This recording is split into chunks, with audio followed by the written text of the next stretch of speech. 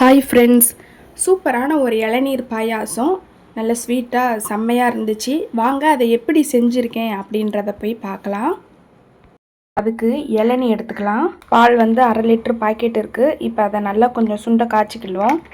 பின்னாடி உள்ள இந்த இதெல்லாம் வந்து நம்ம செதுக்கி எடுத்துக்கலாம். அப்போ தான் ஒயிட்டாக ப்யூராக சூப்பராக இருக்கும். ப்ரௌன் சுகரும் ஏலக்காயும் பொடிச்சு வச்சுருக்கேன். அதையும் இது கூட போட்டு நல்லா தட்டிக்கலாம். இப்போ இதை 1-2 பாதி இளநீ எடுத்து வச்சுருக்கேன். இதை அரைச்சி கடைசியாக போடுறதுக்கு பொடி பொடியாக ஸ்லைஸாக கட் பண்ணி வச்சுருக்கிறேன். இதை வந்து கடைசியாக போட்டுக்கலாம். இப்போ வந்து நம்ம இண்டக்ஷன் ஆஃப் பண்ணிட்டோம். ஆனில் இருக்கும்போதே நம்ம போட்டோம்னா தெரிஞ்சிடும்.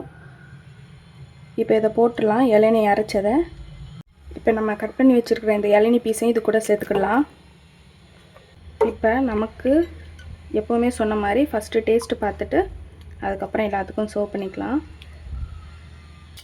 இங்கே பாருங்கள், இளநீர் பாயாசம் சூப்பராக ரெடி ஆகிடுச்சு. வாங்க இது எப்படி இருக்குன்னு டேஸ்ட் பண்ணி பார்த்துடலாம். சூப்பராக இருக்குது. நம்ம வந்து நாட்டு சர்க்கரையை அளவோடு இனிப்பு போட்டு செஞ்சுருக்கோம். சூப்பராக இருக்குது. நம்ம சேனலை இன்னும் சப்ஸ்கிரைப் பண்ணலை அப்படின்னா மறக்காமல் சப்ஸ்கிரைப் பண்ணிக்கோங்க. இதே மாதிரி நெக்ஸ்ட் வீடியோவில் வேறு விதமான டிஷ் வந்து பார்க்கலாம். பாய்.